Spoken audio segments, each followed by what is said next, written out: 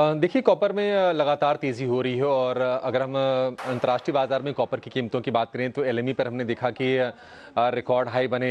Shanghai futures भी record पर है। आज हमने देखा कि एमसीएक्स पर भी जो भाव थे 1392 रुपये प्रति किलोग्राम पर पहुंच गए कॉपर के। तो ये सारे के सारे रीज़न हैं कि कॉपर महंगा हो रहा है तो जो कॉपर वाली जो कंपनीज हैं उनको बेनिफिट हो रहा है।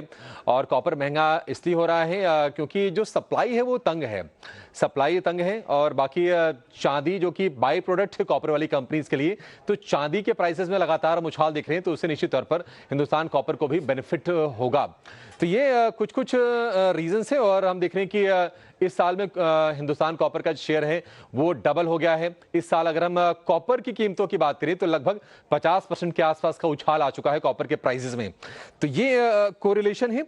और हम ये भी देख रहे हैं कि देखिए जो सप्लाई डिसरप्शंस हैं वो लगातार प्राइसेस को सपोर्ट कर रही हैं।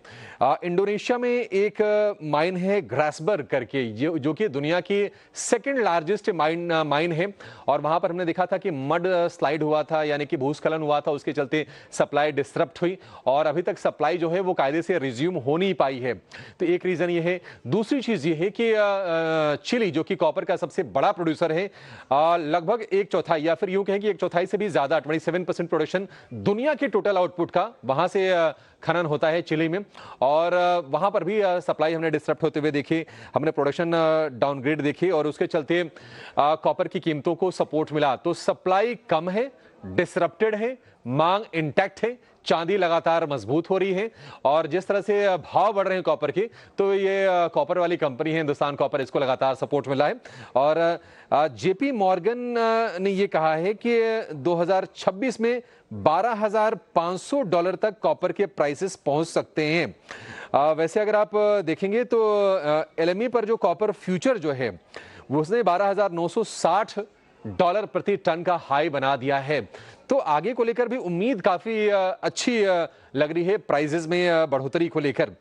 कुछ अन्य ट्रिगर ये है कि देखिए अमेरिका में जिस तरह से दरें घटी हैं और डॉलर थोड़ा सा नरम हुआ है, तो होता ये है कि डॉलर डिनोमिनेटेड ये कमोडिटी है और अगर ये सस्ती अगर होती है तो फिर कंस्ट्रक्शन एक्टिविटी में डिमांड बढ़ती है, मैन्युफैक्चरिंग में डिमांड बढ़ती है।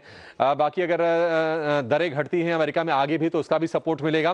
तो आगे के लिए भी जो सेंटिमेंट है वो मजबूत दिखाई दे रहे हैं, बशर्ते सप्लाई अगर टाइट रहती है तो। अगर हम इस साल की बात करें तो 105% का उछाल हिंदुस्तान कॉपर के शेयर में हो गया है। पिछले 7 सत्र में ही लगभग 48-49% के आसपास का उछाल हो गया है। और इससे जो जुड़े हुए और जो कंपनीज हैं जैसे कि हिंदुस्तान, अगर हम जिंक की बात करें क्योंकि चांदी से उसका भी लिंकेज है, हिंदुस्तान जिंक में भी करीब 29-30% का उछाल आया है इस साल में, इस एक महीने में। और एक महीने में अगर हम वेदांता की बात करें 14-15% का उछाल है।